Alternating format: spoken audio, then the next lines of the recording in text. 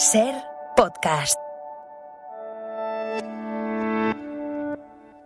Hola, soy Bruno Alemán y esto es Play Fútbol, el podcast de fútbol internacional en el que te hablamos del juego.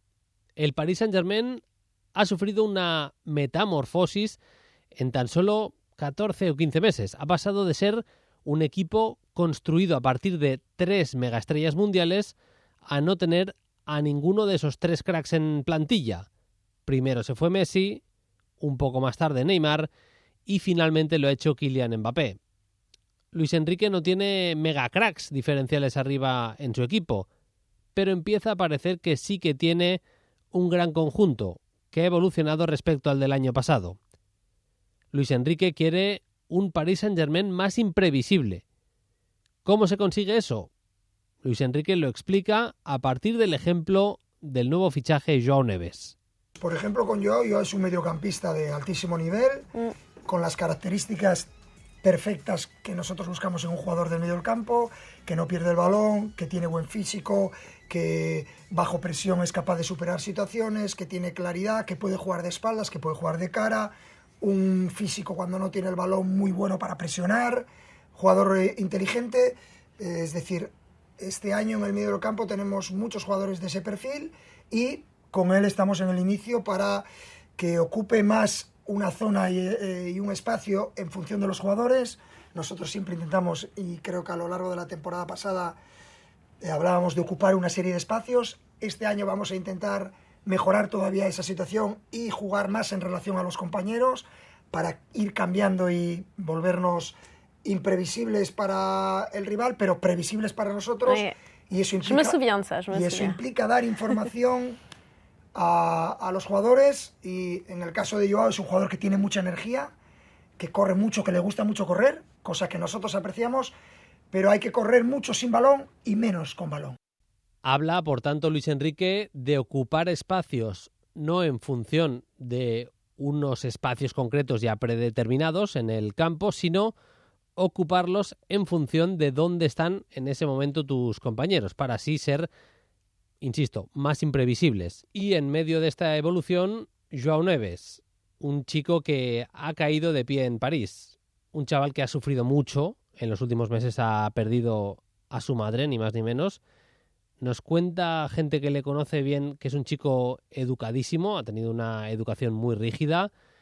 Hay detalles que lo dejan bastante a las claras, por ejemplo, cómo lleva siempre la camiseta, siempre por dentro del pantalón. Seguramente no es gratuito.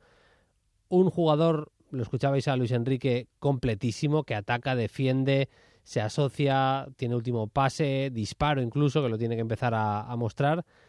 Tan completo que incluso tiene un muy buen juego aéreo, a pesar de que mide tan solo 1,74. Quise preguntar para saber si había algún secreto y me contaron que al ser natural de la zona del Algarve, iba mucho con su padre a la playa y eran unos locos, sobre todo cuando era pequeño, de jugar a fútbol playa. Jugaba muchísimo de pequeño a fútbol playa en las playas del Algarve con su padre, en el sur de Portugal. Y eso le hizo mejorar. La inteligencia en el campo y la adaptabilidad de Joao Neves como símbolo de esta evolución de este Paris Saint-Germain 2.0 de Luis Enrique.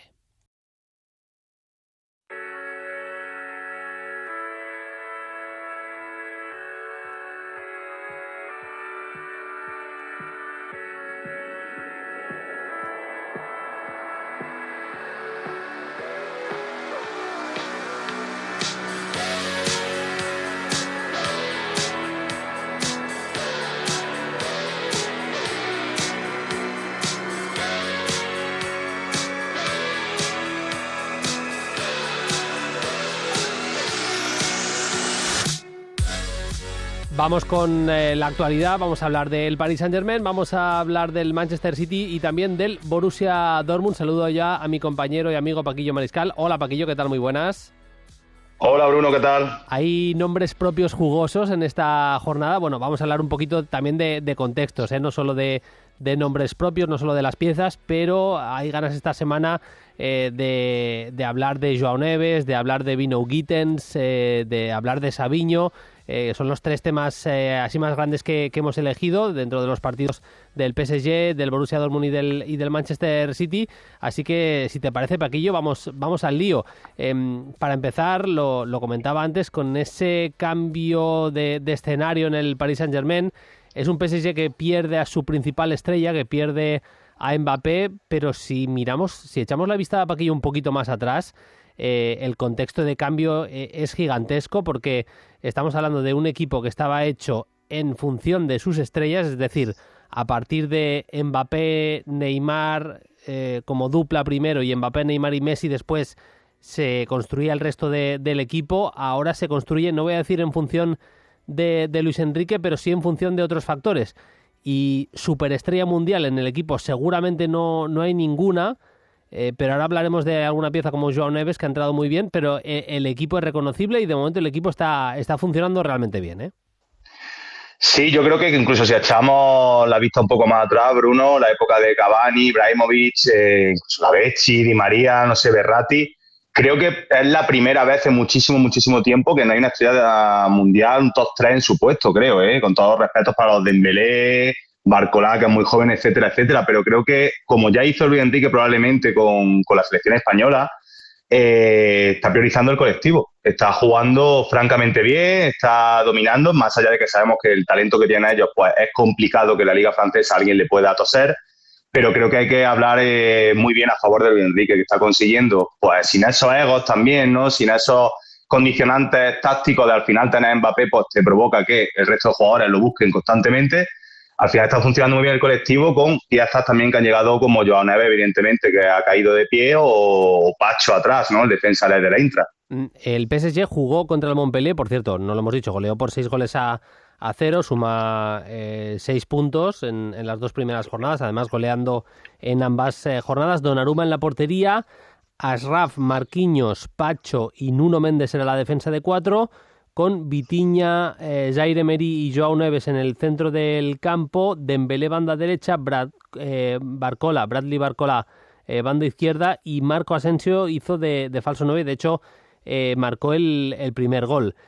Enseguida iremos a los números, a lo que hizo propiamente Joao Neves, pero de este centro del campo, en el que seguramente, Paquillo, Vitinha era el mediocentro más puro, por decirlo así, Zaire Emery el interior diestro y Joao Neves el interior zurdo, me gusta que son 3 jugadores que son muy de fútbol moderno, y fíjate que ninguno es especialmente alto, el físico de ninguno de los 3 es especialmente dominante, vamos a decir, a pesar de que, por ejemplo, la aceleración de Vitinha a mí me parece que marca diferencias, y el ritmo que le mete a los partidos Joao Neves también, pero a lo que iba es que son 3 jugadores que me valen para las 3 alturas, casi te diría, del centro del campo, es decir, tanto en la base organizando, como un poquito más de acompañante, de escolta del mediocentro, como incluso te llego a decir que entre líneas, los 3 futbolistas pueden rendir, pueden dar un buen nivel, y eso provoca, como hemos visto en los 2 partidos, que hay un intercambio de posiciones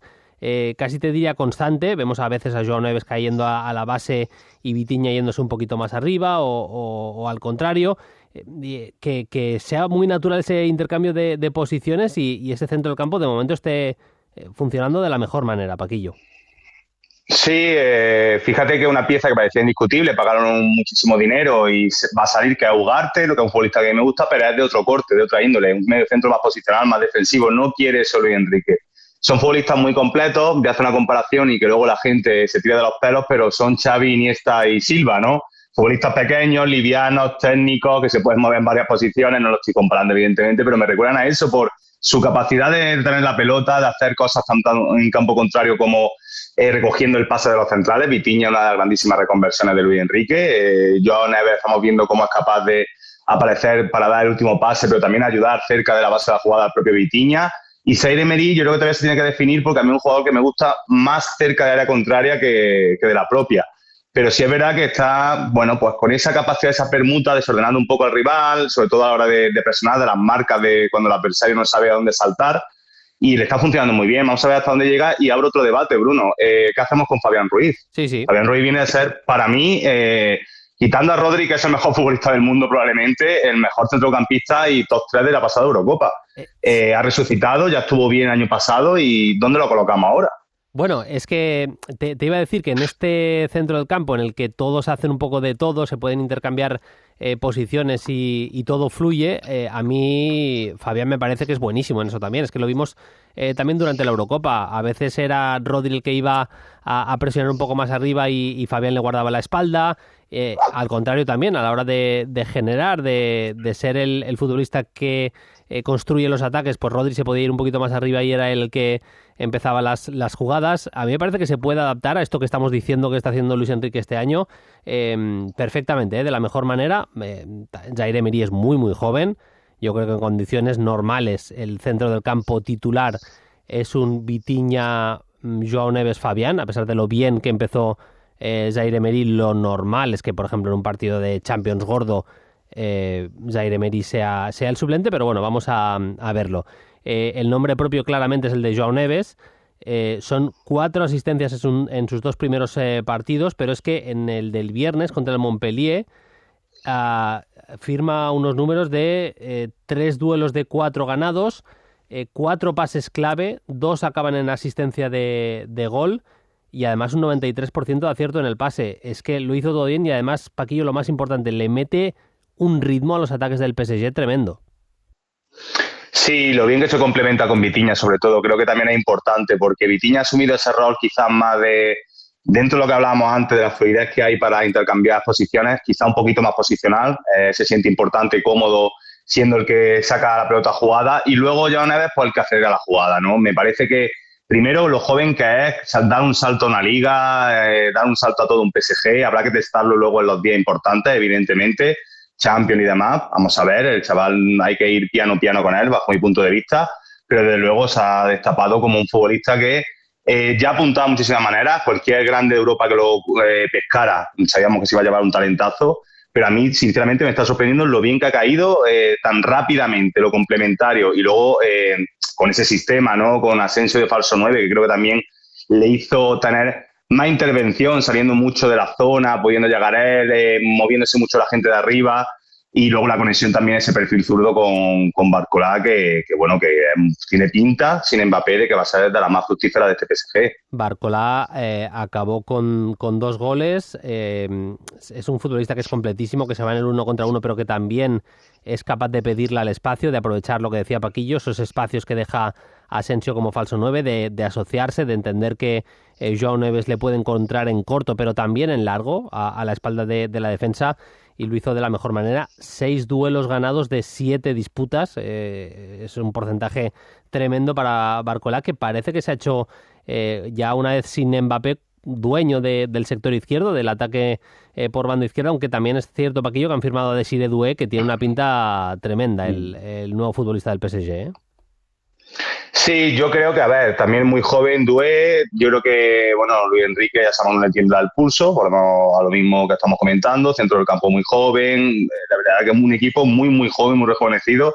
Yo creo que ahora mismo para Luis Enrique, Dembélé y Barcola son los titulares, creo que es así, y creo que Barcola se siente importante. Ya el curso pasado era de esos que miraba a Mbappé, pero si podía jugarse las acciones se la jugaba, un tipo con descaro, con personalidad, y yo creo que le ha venido francamente bien. Yo personalmente creo que va a ser el año de explosión total sin Kylian en el equipo. Yo no sé qué van a hacer en el tramo final del mercado. A mí es verdad que me falta, no sé si decir que me falta un 9 de garantías. Lo que hemos visto a los futbolistas que tienen en esa posición no me ha acabado de cerrar con un equipo que es candidato a la Champions, ni Kolo Muani. Hemos tenido lesiones también en esa parcela en las últimas semanas. Bueno, vamos a ver si no fichan a Osimhen en estos días que quedan de mercado, pero bueno, va a ser interesante. A mí es lo único que no me cierra, pero el resto me parece un equipo bastante bien construido para casi pelear por todo, aunque ya lo decíamos también la semana pasada,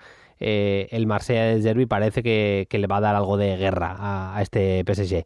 Saltamos de Francia a Alemania. Victoria del Borussia Dortmund, ganó por 0-2 de menos a más el partido del Dortmund. Yo creo, no sé si coincides, Paquillo, que los primeros minutos fueron claramente del Eintracht, que encerró bastante en su campo al Dortmund, le costaba salir al Borussia Dortmund, incluso detectaron el problema en el sector izquierdo, jugó Schlotterbeck de lateral o falso lateral, y le generó bastantes problemas por ahí. Luego iremos a algún nombre propiamente, pero el primero es Nuri Sahin, que salió con Kobel en la portería, Ryerson era el lateral derecho y Schlotterbeck el lateral zurdo, aunque en ataque se quedaba bastante fijo, casi como una chincheta ahí de central, vamos a decir, por la izquierda. Sule y Valdemar Anton eran la pareja de centrales, con Emre Can como pivote, Gross le acompañaba, Savitzer algo caído a la banda derecha, Brandt era el mediapunta, Malen la banda izquierda y Adeyemi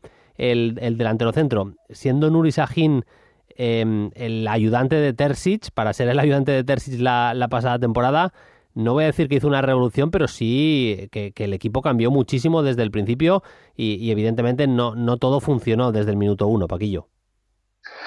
No, a ver, desde luego la revolución tiene que pasar las semanas. Estamos hablando del debut de la Bundesliga, hay muchas expectativas puestas, muchas caras nuevas, tú lo has dicho, en el 11 Pascal Gross y Antón, por ejemplo.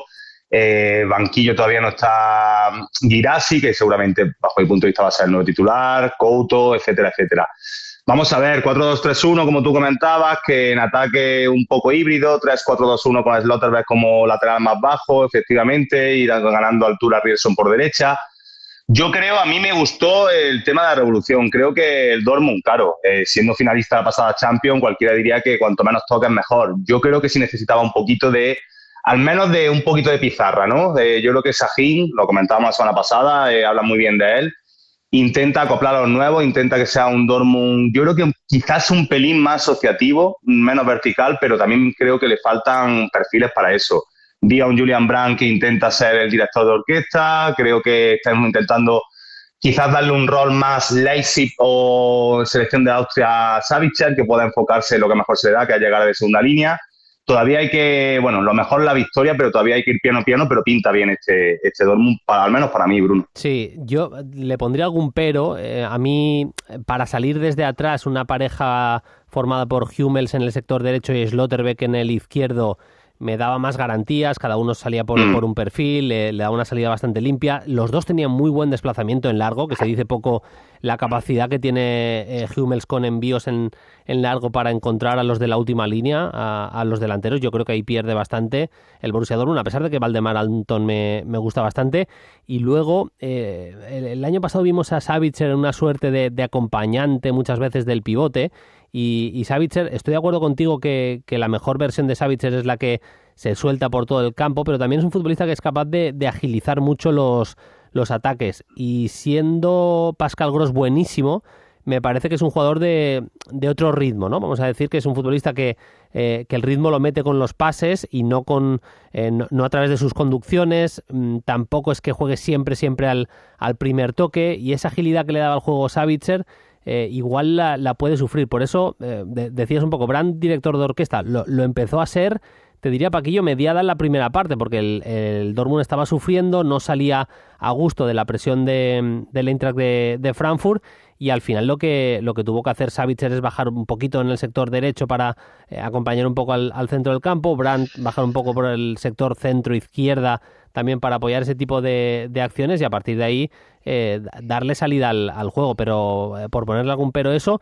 Y luego Malen no me gustó demasiado en el sector izquierdo. De hecho, vamos ya al nombre propio, si te parece. Vino Gittens, salió por Malen, salió en esa banda izquierda, y la verdad es que revolucionó. Ese sí que fue una revolución y no lo de Sahin. Revolucionó el partido totalmente, y en dos acciones vimos lo que puede llegar a ser este futbolista. Yo no me atrevo a verle el techo a Vino Gittens, porque es un futbolista capaz de en parado, en ataque estático, hacerte una acción como la del primer gol, tirando un poco la diagonal y acabando fantásticamente bien, porque chuta muy bien a puerta, o una acción como la del segundo tanto, con el Eintracht ya volcado buscando el empate, te hace un amago, se calza toda la defensa del Eintracht de Frankfurt en una conducción y acaba definiendo con la zurda. Es que te hace daño el espacio, te hace daño en parado. Es un futbolista que tiene una pinta, Paquillo, tremenda. Sí, vamos a ver qué rol le quiere dar Sahin. Por eso decía que al principio que hay que estar tranquilos, a ver cómo se van acoplando los nuevos. También Maximilian Beyer, que no lo hemos comentado, que es un gran fichaje, que creo que del Hoffenheim ya el curso pasado demostró que se puede mover también por todo el frente de ataque. Yo creo que Malen tiene pinta de suplente, lo digo sinceramente, ¿verdad? Que también ha salido gente como Marco Reus, que podría haber dado minutos a Sahin seguramente.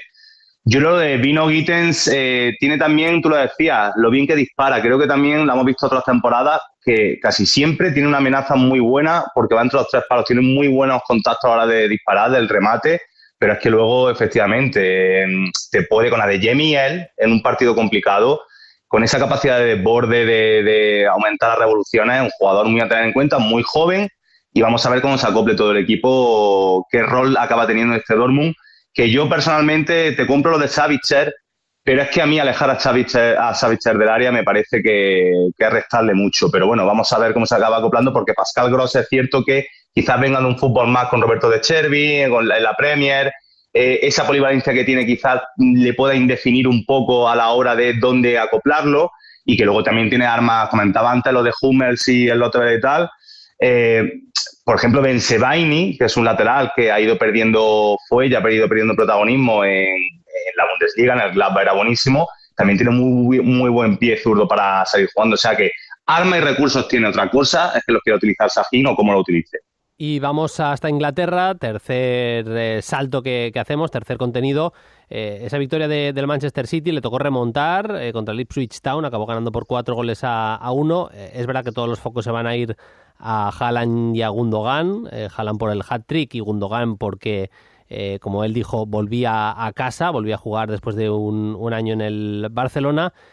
Pero también los focos se tienen que ir a Savinho, que es el que cambia el partido. Es que el City empieza perdiendo y es Savinho el que fuerza el penalti del 1-1 y el que, tras una gran presión, roba la pelota y asiste a De Bruyne para regalarle a puerta vacía ya lo que era el 2-1 y completar la remontada.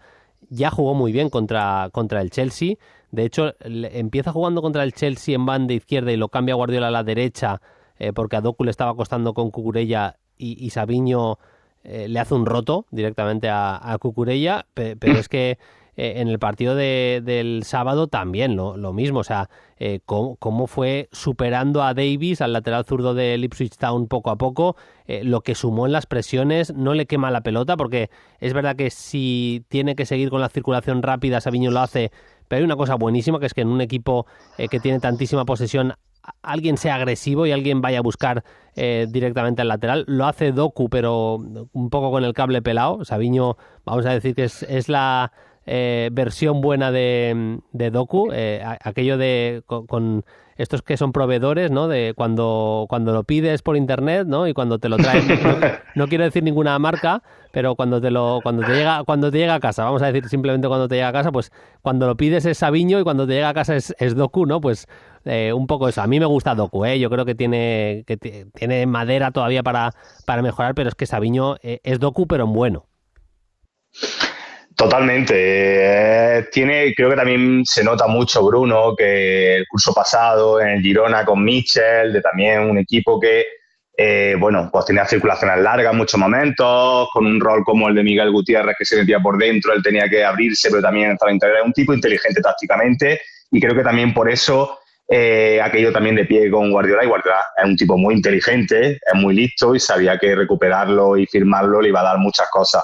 Luego, evidentemente, sin perder esa chispa, ese desborde, ese aire sudamericano, ¿no? Ese fútbol que parece que se está perdiendo, ese dribbling, que le está dando muchas soluciones a un City, que yo he leído muchas críticas en plan lo de Doku, Savinho, apostar por Doku, Savinho, vamos a ver, ha vuelto Gundogan, vamos a ver cómo acaba el mercado, cuando Foden y Grealish estén al 100%, pero crítica que Guardiola parece que quiere ser más vertical, abrir más el campo, tener dos extremos como tal, que es verdad que en las últimas temporadas eso no existía, pero bueno, también cabe recordar que Guardiola llegó al Bayern de Múnich, fue inteligente, tenía a Ribéry, a Robben y demás, y era un equipo de mucho desborde por fuera, mucho centro lateral. Yo creo que Savinho es un jugador que lleva mucho tiempo buscando, y de ahí la inversión en Doku, que vamos a ver si mantiene la regularidad, pero que le va a dar todo aquello que perdieron cuando se fue Riyad Mahrez, ¿no? Que porque era tan importante el argelino, porque tenía esa agresividad que tú comentabas y esa capacidad de eliminar rivales que el resto, mucho balón al pie, pero no lo tienen. A mí con Mahrez yo veo alguna diferencia. Es verdad que es ese futbolista, el perfil de jugador es bastante parecido, pero para mí Mahrez tenía un golpeo bastante mejor que el de Savinho, pero también un poquito más indolente. Quiero decir, era un futbolista que le tenía que apetecer, que era, no voy a decir más baguete, pero que si tenía el día era absolutamente imparable, pero si no tenía el día, seguramente a Guardiola le podía llegar a desesperar un poquito. En cambio, Savinho sabes que va a ir sí o sí a la presión, sabes que te va a buscar al lateral sí o sí, que va a ser raro el día que no te dé un 6,5 Savinho, en ese sentido. Igual un poquito menos genial, un poquito menos autosuficiente, vamos a decirlo así, pero al mismo tiempo, uno en la quiniela clarísimo. Es que es un futbolista que creo que le va a dar muchísimo a Guardiola desde el día 1. Dicho todo esto, Paquillo, y voy a barrer un poco hacia casa, me ha gustado Kovacic en las 2 primeras jornadas, se lesionó, o sea, si no tiene nada grave, pero en esa papeleta tan chunga de tener que cubrir la baja de Rodri, no ha estado mal Kovacic de pivote, ¿eh? Tengo que decir que incluso me ha sorprendido. Sí, a ver, estoy contigo. Yo, los que nos llevan escuchando tiempo, Melén y tal, yo no es que critique a Kovacic. A mí Kovacic siempre me ha parecido un futbolista sensacional, pero sí es verdad que yo opinaba o pensaba que no era un futbolista para lo que necesitaba Guardiola. Yo creo que en el Chelsea vimos que necesitaba esa libertad, ¿no? Como antes hablábamos de Savitzer, casos muy parecidos, siendo diferentes. Y es verdad que le ha costado trabajo, porque el fútbol de Guardiola es un fútbol muy concreto, muy complejo, que es una característica que todo el mundo no encaja. Y bueno, yo creo que el croata y el propio Guardiola han trabajado juntos. El papeletón que tú comentabas de sustituir a Rodri, más allá de que, bueno, el otro día del Chelsea, Ipswich Town, el rival puede ser de menor entidad, pero bueno, es muy difícil ser el medio centro de un equipo de Guardiola. Y sí, la verdad que ha estado francamente bien, asumiendo también ciertos rasgos del juego que quizás no esté tan cómodo, como teniendo que tener mucho balón, o ser un poquito más posicional en muchas ocasiones. Y vamos a ver con la vuelta de Gundogan, que yo creo, Bruno, que imagino que opinará igual, que el City sube un peldaño en su plantilla. Necesitaba una pieza así más allá, sobre todo con la pérdida de Julián Álvarez. Pero aún así, y lo digo y repito una semana más, me sigue faltando algo en la plantilla. No sé si un punta más suplente, otro extremo, pero me sigue faltando algo en la última línea.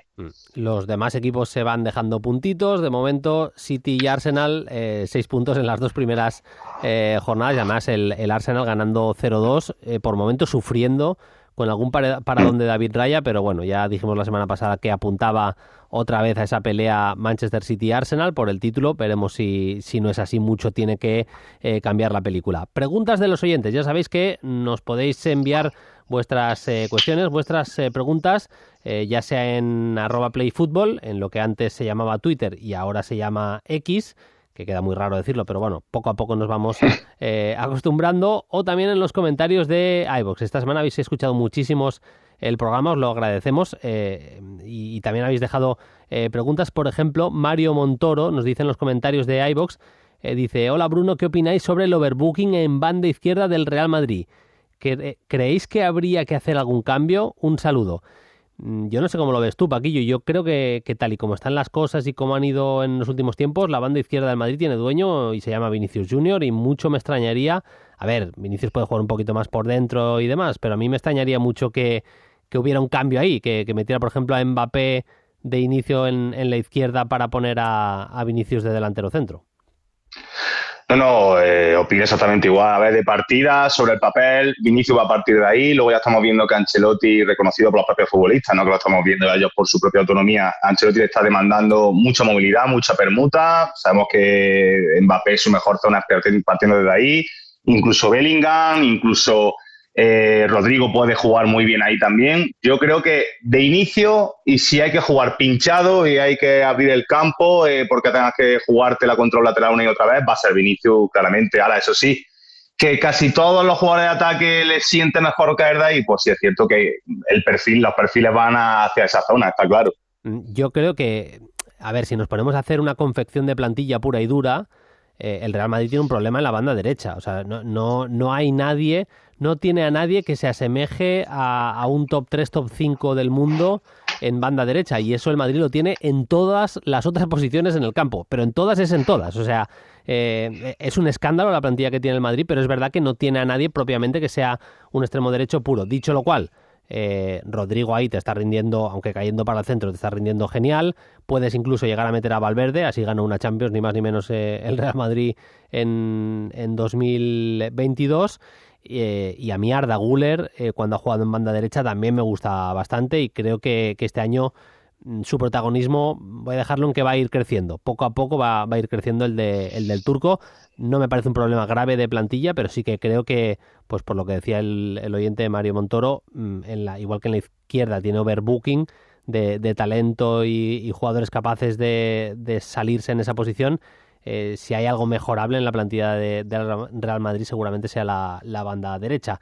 Nos da tiempo a una más. Nos preguntaba Miguel en Twitter por la nueva edición, nueva versión de la Champions. La tengo por aquí. La pregunta es clara y directa. Buenas, Bruno y Paquillo. ¿Qué os parece la nueva Champions? A ver, como todo hay que verlo. Yo Paquillo, al principio era bastante reacio, y ahora te diría que incluso me hace ilusión. No sé si es porque siempre que llega la Champions me hace ilusión, pero te digo que un cambio hay en esa fase liga, porque ya no hay que decir fase de grupos, que haya 8 partidos, que haya más partidos de Champions, que haya más partidos entre los equipos tochos ya para empezar, pues a mí me mola. Otra cosa es el método de clasificación, el hecho de que los 9 primeros vayan directamente a los octavos de final y el resto jueguen una liguilla. Bueno, eso es un poco más lío y la gente se va a tener que ir acostumbrando. Pero a mí, yo te digo la verdad, ya como me lo he estudiado y me lo sé de memoria, pues a mí me hace ilusión, la verdad, la Champions y el nuevo formato. A ver, yo es que estoy muy en tu línea, me has quitado las palabras de la boca en cuanto a, creo que tengo esa ilusión porque llega la Champions, ¿no? Es verdad que llega con nuevo formato. Yo tengo una teoría, vamos a ver, yo creo que se desluce un poco, evidentemente, que haya duelos tan importantes, tan interesantes entre equipos tan grandes de primera hora, llama muchísimo la atención, pero yo quiero ver esos partidos entre equipos top en octubre a nivel en el que están, no puede ser, es imposible que sea un duelo como en marzo, Bruno, de unos cuartos de final, de un octavo incluso, porque las plantillas están acoplándose, lo que estamos hablando, todavía le falta ese ritmo, no tiene esa vistosidad o los equipos están tan preparados como cuando llega la primavera, ¿no? Pero bueno, la verdad que yo también era muy reacio, creo que somos un poco románticos, somos reacios a los cambios, cada vez nos acotan más y nos modernizan más el fútbol, pero la verdad que bueno, que ya tengo un poco de ilusión y vamos a verlo todo, tenemos todos que aprender y adaptarnos a la nueva Champions, al nuevo fútbol. Menos mal que no nacimos en los 50 porque nos hubieran cambiado el fútbol entero, de la antigua Copa de Europa, de cómo eran las ligas y demás, nos hubieran caído demasiados palos con los cambios. Paquillo, la semana que viene más, como siempre, muchas gracias, un abrazo. Un abrazo, Bruno, chao, chao. Esta semana, lo comentábamos ahora, vamos a tener sorteo de la Champions este próximo jueves. Insisto que no es sorteo de la fase de grupos, ya no hay que decir fase de grupos, hay que decir fase liga de la nueva Champions, del nuevo formato de la Champions. Pero antes tenemos que conocer los últimos equipos que se clasifican porque se está disputando ahora mismo el playoff. Este tramito va a tener vibraciones de multi-vibes, vamos a llamarlo así, porque me acompaña aquí Fermín Suárez y además los partidos son muy del multi, ¿no? Nos falta solo Jaume Navera. ¿Qué tal, Fermín? ¿Cómo estás? Muy buenas. Hola, Bruno, ¿qué tal? Muy buenas. Absolutamente multi-vibes, sí. Porque es que realmente los equipos son de UEFA y Conference prácticamente. Llega al punto que... Con todo el cariño del mundo. Has comentado algunos partidos de estos en Movistar Liga de Campeones. ¿Ha llegado al punto que algún equipo lo tienes ya tan por la mano que casi no te lo has tenido que estudiar para estos playoffs o no? No a ese punto, ¿no? Exacto. Podría no haberlo hecho, pero me gusta prepararlos porque me gusta estar súper al día con las cosas que voy a comentar. Pero el partido que hice el otro día, el Dinamo de Zagreb-Karabakh, es que me los conozco todos, del multi. O sea, no. Y luego el Midtjylland-Slovan-Bratislava, que también comenté, pensaba, pero es que esto es un partido de multi. Total, pues mira, vamos a empezar por ese, si te parece. Vamos 1-1 por las eliminatorias, aunque sea de manera rápida, para situaros, a haceros un poquito un mapa de cómo están las cosas y cómo está el playoff. El martes a las 9 de la noche se juegan todos los partidos, se repite la eliminatoria que se jugó, en este caso el miércoles, en este caso con los partidos evidentemente al revés. Se va a jugar el Slovan Midtjylland en la ida en Dinamarca. Fermín, empataron a 1. Comentaste además el partido, ¿qué te dejó? ¿Qué ¿qué salvas de esa eliminatoria? Pues realmente fue muy entretenido, muy abierto. Me gustó bastante el Slovan Bratislava, la capacidad que tenía para resistir en área con el mito Guram Kasia, que hizo una gran Eurocopa y está en el mismo modo. Y el portero Takac, también bastante interesante, que suple a Milan Borjan. Y luego en ataque, muy bien Strelec, muy bien Marko Tolic, el mediapunta del Slovan Bratislava, Barsegian, el armenio. Me parece que Slovan de Bratislava es un equipo bastante cuajado y que arriba tiene calidad, pero el Midtjylland tiene dos jugadores que te pueden marcar muchísimo la diferencia, como son Simshir y Osorio, que son los jugadores de las bandas que tienen mucha libertad, son muy buenos, y luego arriba tienen jugadores interesantes. Está Buxa, está Franculino Yu, en el segundo tiempo entró Chilufia, o sea que es un equipo también muy dinámico, lo veo súper abierto. Yo estuve viendo el Dinamo de Kiev-Salzburgo, bueno, he visto resúmenes de todos, pero algunos un poquito más a fondo. Van a jugar la vuelta en Austria, tiene un 0-2 el Salzburgo de la ida en el partido que se disputó en Polonia, jugaba como local el Dinamo de Kiev en Polonia. No me pareció un equipo todavía demasiado hecho, de hecho el 0-2 me parece algo engañoso para el equipo de Pepin Leinders, el ex asistente de Klopp, que ya está como primer entrenador del Salzburgo, pero es que tiene, lo comentábamos Fermín, a nivel de plantilla, es que tiene prácticamente de todo. Kia Ergar marca de penalti, pero es que hace un partidazo. Nene Dorgeles, la verdad es que jugó también a muy buen nivel. Entre el físico y la calidad de otros como Glow, que necesita solo 2 pinceladas para casi ser decisivo en el partido, es verdad que es engañoso, pero también es cierto que a nivel de plantilla yo creo que tiene más el Salzburgo. Sí, yo creo lo mismo. Y luego en cuanto a vitalidad, electricidad, siempre el RB Salzburg, que es un equipo que ofrece mucho, es un equipo presionante, es un equipo muy dinámico en la tenencia de balón. Me gustó, aparte de Kjaergaard, me gustó bastante Bidstrup, que son los dos interiores, que le dan mucho ritmo a todo. Gurna Duaz ya tiene experiencia y le da también pozo y recorrido al centro del campo. Y como me apuntabas antes de ver el partido, coincido, Bruno, que arriba Musa Yeo, Dorgeles, Nene, me parece que te dan mucho. Es que son incisivos, mezclan bien, pican bien al espacio, tienen asociación. Un puntito más tiene el Salzburg. Me sorprendió de Dorgeles que maneja muy bien las dos piernas. Sí. No lo ¿Él tenía... es diestro? Sí, por eso te iba a decir que no le tenía como un ambidiestro y tampoco lo es. O sea, estoy de acuerdo contigo que es diestro, casi. Pero la zurda la maneja bastante bien. Tenemos un pedazo de partido en Estambul, ese Galatasaray Young Boys. Vimos a Batshuayi marcar 2 goles con el Galatasaray, que ha jugado ya en los tres equipos más importantes, vamos a decir, Besiktas, Fenerbahce y ahora Galatasaray. Y bueno, esos 2 goles de Batshuayi que aprietan y de qué manera la eliminatoria. No sé si recurrir a lo de infierno turco, pero va a ser bastante guapo ese Galata Young Boys después del 3-2 en la ida en Suiza. Y luego el Galata lo que tiene a favor, no el marcador, pero sí tiene a favor que es un equipo muy experimentado, con jugadores como Icardi, como Mertens, como Aktürkoğlu, como Baris Yilmaz, que es un incordio al espacio, lo vimos en la Eurocopa. Es interesante el fichaje de Gabriel Sara, este jugador del Norwich que tiene buena zurda, que produce muchísimo, y luego es un equipo atrás con Nelson Bardakci, que eso sí vio la roja, pero que suele resistir bastante bien. Y luego recursos en el banquillo, pues imagínate, Ziyech y el mismo Batshuayi, que marcó 2 goles. A ver si aguanta el Young Boys, que eso sí, le vi bastante capacidad para amenazar con Monteiro, con Gambula y con Ugrinic. Doblete también de Monteiro. Si no me dices lo contrario, bastante decantada la eliminatoria que se va a jugar en Praga entre el Sparta y el Malmo. Ganó el equipo checo 0-2 en la ida, apunta a que el equipo checo se mete en Champions. Y más por la sensación que me transmitía el Malmo de que no terminaba por acelerar las cosas. Y el único que lo aceleraba absolutamente todo, Sebastián Nanasi, ha fichado por el Estrasburgo. Por lo tanto, una baja clave de cara al encuentro de vuelta. Y el Sparta de Praga es que está muy hecho y es el mismo equipo que lo hizo tan bien hasta que se encontró con el Liverpool en el curso pasado, con Birmancevic, con Haraslin, que le dan muchísimo dinamismo a todo, con Preciado. Es que es el mismo bloque, tan solo ha marchado Krejci, ha entrado Sorensen y el equipo sigue con el mismo dibujo y con esa misma huella de equipo que va por todas. Para el miércoles a las 9 de la noche lo vemos también bastante decantado, ese Dinamo de Kiev Karabakh, Dinamo de Zagreb Karabakh, quedaron 3-0. Se va a jugar la vuelta evidentemente como equipo visitante el Dinamo. parece bastante decantada. Me decías que saliste bastante enamorado de Baturina del partido, ¿eh? Descomunal. Fueron 2 postes, 5 ocasiones, mucha continuidad, se entiende súper bien con Bruno Petkovic, pero aparte de Baturina, el otro gran protagonista fue Kulenovic, que salió en el segundo tiempo, es un puntatanque de 1,91 que hizo dupla con Bruno Petkovic, súper agresivo, con mucha zancada, y está en unos registros esta temporada, en este inicio, que está marcando cada 16 minutos Kulenovic. Lleva 5 goles en 5 partidos, fue clave. Yo te diría que en cualquier otro encuentro contra cualquier otro rival, seguramente el Dinamo de Zagreb pasaría.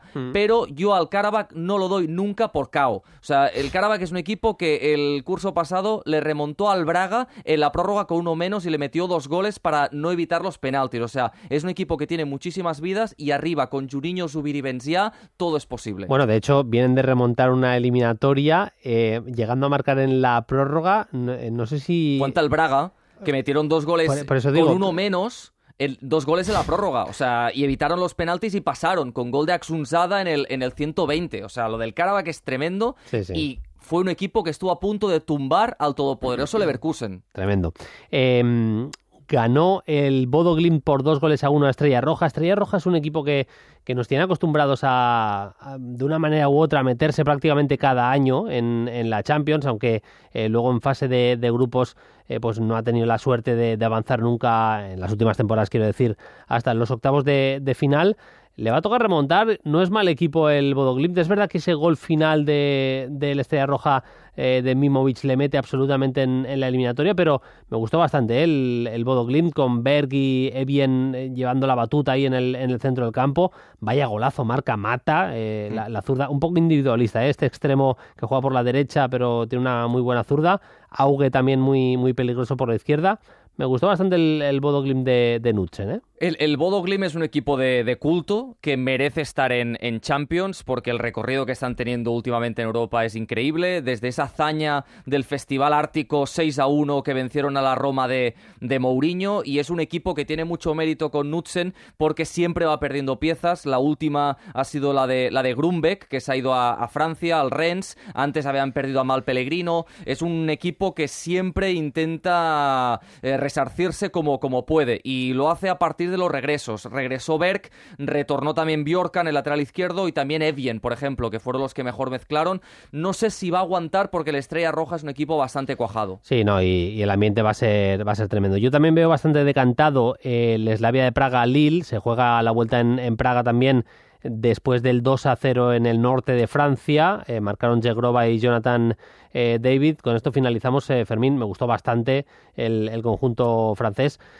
sobre todo porque tiene mucho en plantilla. Hizo una especie de 3 centrales y carrileros, aunque Thiago Santos, que en teoría era el carril diestro, se metía bastante por dentro, se intercambiaba posiciones con Zegrova, Zegrova y Cabelá por dentro generando mucho, Haraldsson, que le da mucho dinamismo al juego. Fíjate, a pesar de que marcó, no me parece que fue el mejor partido de Jonathan David, especialmente en la primera parte algo errático.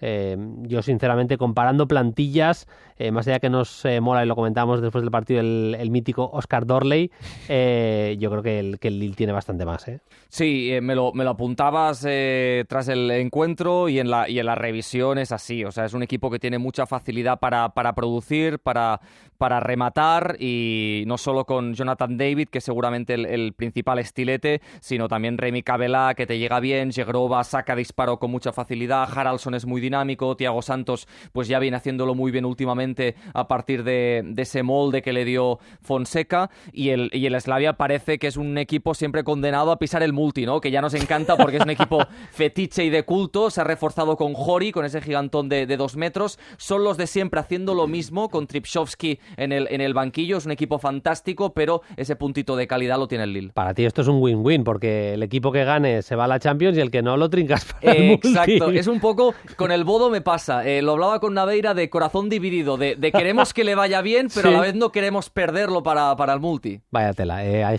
cabezas que están peor que la mía todavía. Un abrazo, Fermín, hasta la próxima.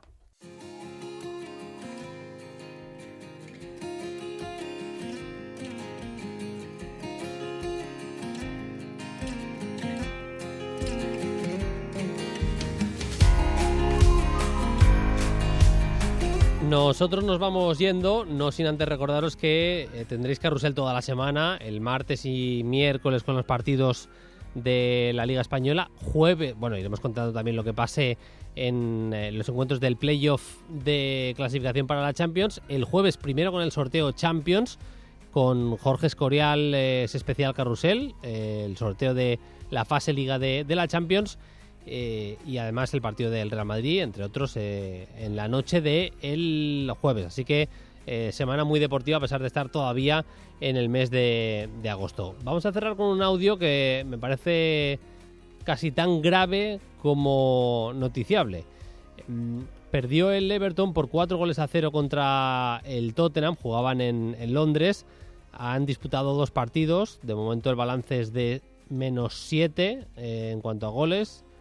Han encajado 7 goles, 3 del Brighton y 4 del Tottenham, 0 puntos y 0 goles. O sea, ha empezado realmente mal el Liverpool. En Inglaterra se viaja mucho, hay los away days que dicen ellos, viajan con su equipo a jugar fuera, jugar fuera su equipo muchísimos aficionados, y a veces pasa esto, que pues eso, te meten 4. El Everton volvía en tren, el equipo volvía en tren y había muchos aficionados que estaban precisamente en la misma estación de tren. Se encontraron los jugadores del Everton con estas lindezas de su propia afición.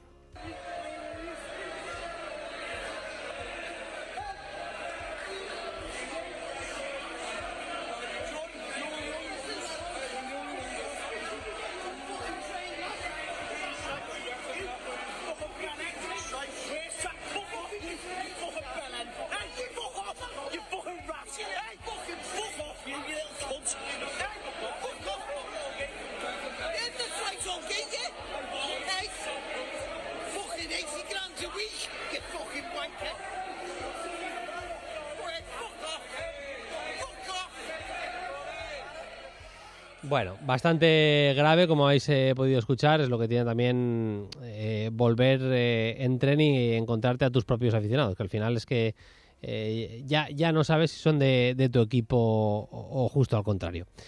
Nosotros nos vamos, más Play Fútbol la semana que viene. Hasta entonces, sed felices, adiós.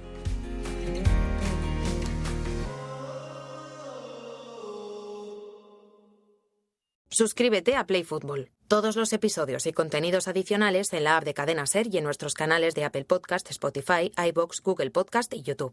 Disponible los lunes a las 10 de la mañana. Cadena SER. La radio.